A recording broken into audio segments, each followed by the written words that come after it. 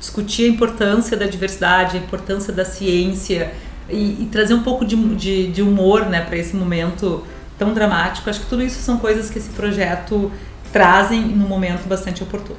Eu acho que não são mulheres que fazem isso, porque eletrônico é mais coisa de homem. Os assuntos abordados no podcast são de uma relevância absurda nos dias de hoje, né?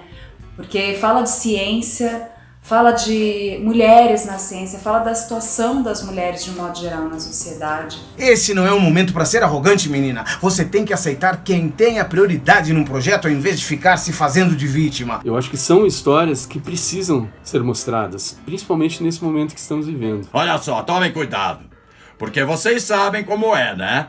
Mulher só entra na universidade para arranjar marido. Idealizado por professoras do Instituto de Física da URGS, A Ciência Como Ela É, a Saga de Carlota é um podfiction que conta a história de uma professora e cientista que enfrentou muitos desafios para exercer sua profissão, assim como várias outras mulheres na ciência enfrentam. Conheça agora um pouco mais dessas histórias ficcionais que falam da realidade. Eu e a professora Márcia Barbosa, desde bastante tempo, a gente estuda as questões de mulheres na ciência. E em 2017, nós fomos convidadas a falar num bar sobre essas questões e nós estávamos acostumadas a levar gráficos, slides e coisas assim para sustentar os pontos que a gente levanta nas nossas palestras. Mas num bar, o desafio é outro. O desafio é fazer as pessoas que estão ali num ambiente descontraído capturar as informações que tu quer passar, fazer com que elas entendam que são dados científicos, não é achismo, mas também de forma lúdica. Então, para contemplar isso, o que a gente pensou? A gente criou uma peça e ao longo da peça, o que acontecia? A Carlota encontrava, digamos, a sua mãe, que nos permitia conversar sobre estereótipos de gênero desde a infância, encontrava o seu professor de tese, que era uma pessoa super sexista. Então, ela ia encontrando personagens e nós íamos discutindo, exemplificando o que a gente queria tratar naquele ponto, e nós parávamos e a gente discutia dados. Em 2019, nós resolvemos transformar essa peça numa coisa um pouco mais profissional, né, que é essa podfiction. Na ocasião, o produtor, né, o produtor musical e o produtor teatral dessa peça, que é o Ricardo Severo, ele olhou a nossa peça e disse: olha, vocês têm um bom conteúdo, mas as atrizes terão que ser as de verdade. Então nós decidimos fazer com que essa peça tivesse digamos assim, uma forma que pudesse atingir mais pessoas. Quando a Carolina e a Márcia me contaram um pouco das muitas histórias que elas haviam coletado e me mostraram os sketches em que elas recriam algumas delas através da personagem Carlota, eu percebi ali os elementos clássicos da dramaturgia. É uma protagonista que precisa enfrentar muitos desafios, tem que lidar com conflitos internos e ainda encarar antagonistas a todo momento. Então, quando a gente junta todas essas histórias em uma só, não tem como chamar por um outro nome. Essa é a saga da Carlota. Ela passa por tudo isso e chega ao final como uma pessoa diferente. Quem é Carlota? Carlota! Carlota! Cientista. Ai, Carlota! Carlota! Mulher. Carlota!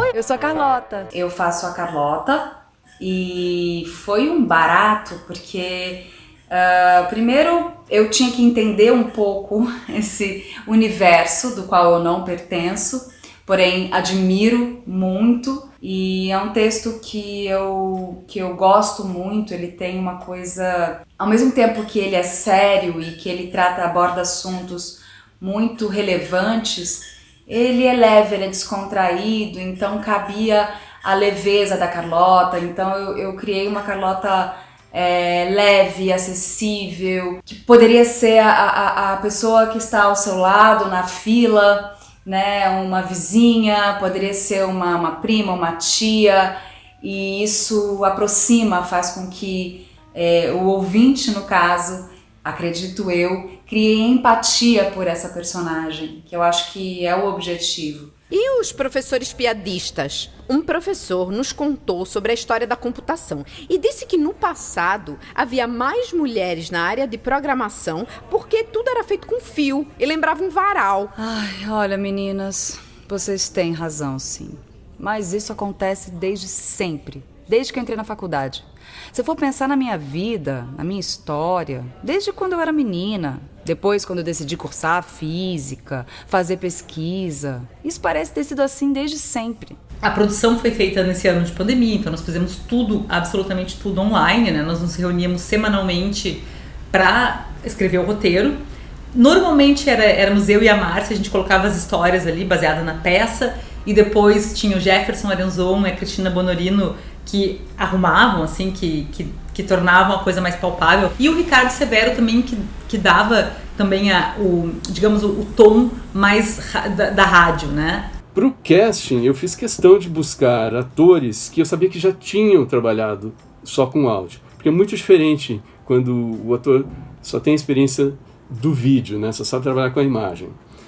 Porque a gente gravou com eles totalmente separadamente, né? Cada um por vez. Por causa da pandemia, obviamente.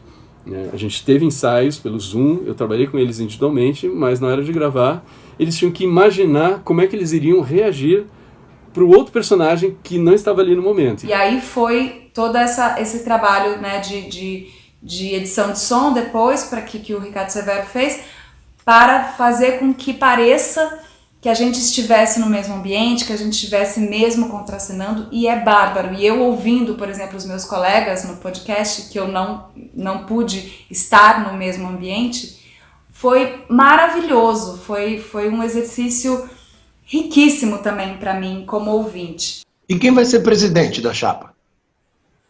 Já que a ideia foi minha, eu vou ser a presidente.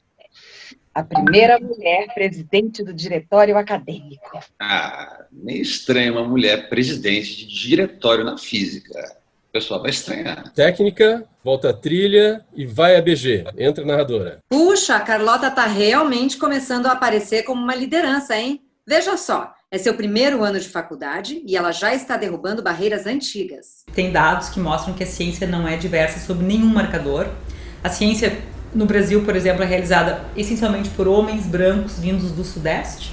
Né? Se a gente transpor isso para o mundo, ela é feita por homens brancos dos Estados Unidos e Europa, então não é diversa. E esse é o primeiro mote que a primeira, digamos assim, importância desse projeto, que é falar sobre essa falta de diversidade, por que essa diversidade existe. A gente fala sobre vários porquês, né, ao longo da peça, e também sobre por que a diversidade importa. Porque muita gente acha que diversidade importa somente por essa questão de igualdade. E também é verdade, né? Assim, equidade, igualdade de oportunidades é uma coisa muito importante. Mas não é só por isso que a diversidade importa. A diversidade também importa para fazer uma ciência melhor e para permitir que a gente tenha instituições mais sólidas. E a arte tem essa capacidade de fazer com que as pessoas se envolvam de uma forma muito mais forte, né? Porque quando elas escutam as recriações dessas histórias, elas acabam vivenciando juntas tudo isso pela qual a Carlota e todas essas mulheres passaram.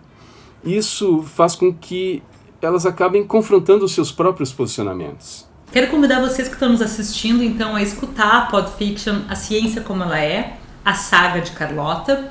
São 10 episódios que estão sendo disponibilizados semanalmente, toda segunda-feira, em todas as plataformas de podcast. Acesse o nosso site, que é o www.urgs.br/a saga de Carlota, que ali também estão disponibilizados todos os episódios.